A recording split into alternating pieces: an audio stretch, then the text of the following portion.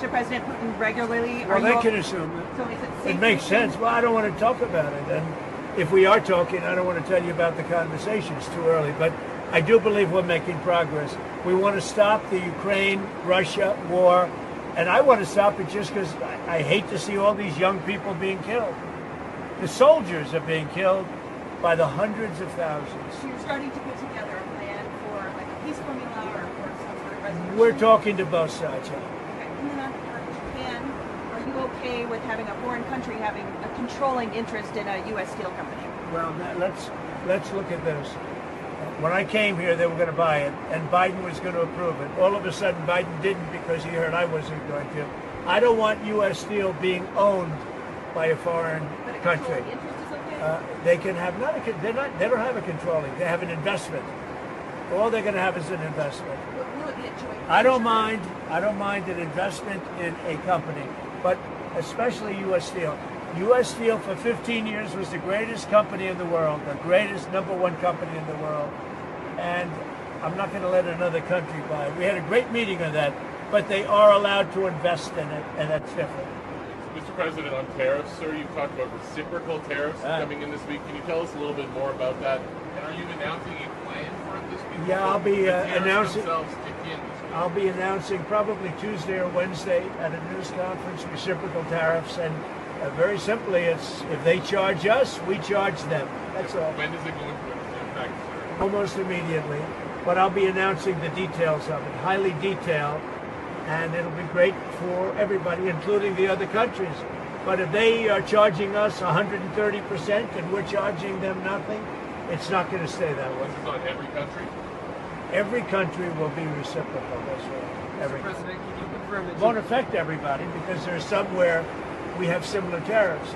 But the ones that are taking advantage of the United States, we're going to have it's reciprocity, it's reciprocal.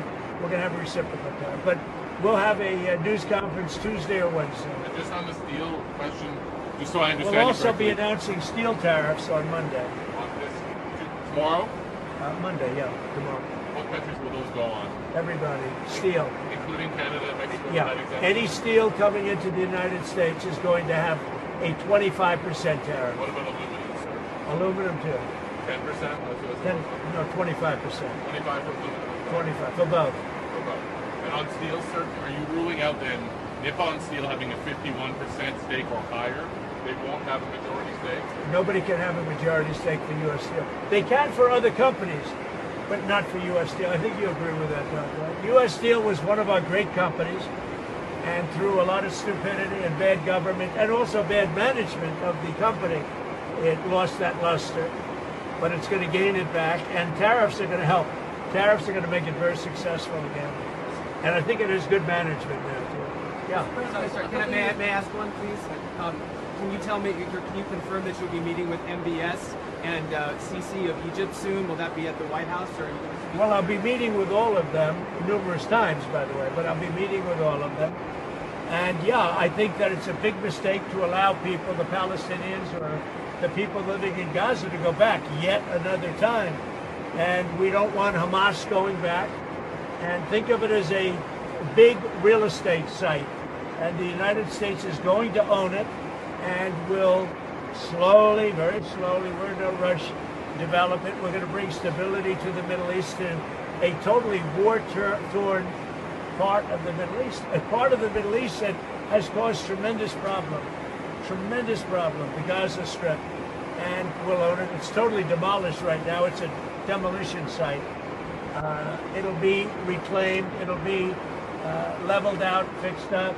There won't be anybody there. Hamas won't be there. We'll be building through other of the very rich countries in the Middle East. They'll be building some beautiful sites for the people, for the Palestinians to live in.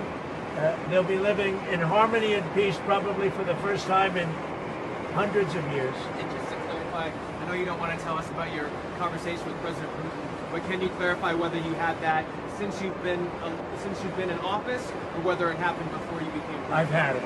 Let's just say I've had it. As And I expect to have many more conversations. We have to get that war ended. It's going to end. And we have to get it ended. And we have to get it ended. So should have never happened, would have never happened if I was president. Mr. President, a couple of years ago, your vice president said that suggested that if the Supreme Court rules in a way you don't like, just let them enforce it. Do you agree with that? Say it, the last part. The vice president suggested that if the Supreme Court rules in a way that you don't like, they can just enforce it by themselves. Do you agree with that? I don't know even what you're talking about. Neither do you. Who are you with? Up close, sir. Who? Up close. Oh, no wonder. I thought they died. Are they still around? I haven't read them in years. I thought they died. All right, go ahead. Who else? On security clearances, you've been yanking a lot of them. Why does it make the country safer to take away the AG's security clearance? And is that a form of retribution? If there's somebody, no. If there are people that we don't respect, if there are people that we thought that were breaking the law or came very close to it in previous years, we do it. And we've done it with some people. We've done it with Biden himself. We think our country is not as safe if you gave him clearance. We don't think he knows what he's doing. And what he's done to this country is a disgrace.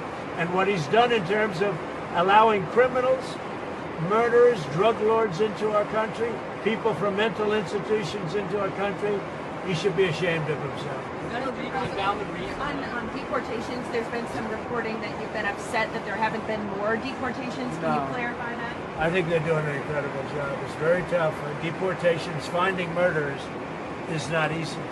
Some of them are actually very smart. They shouldn't be in our country. There wouldn't have been. We had beautiful, we just set records for closure.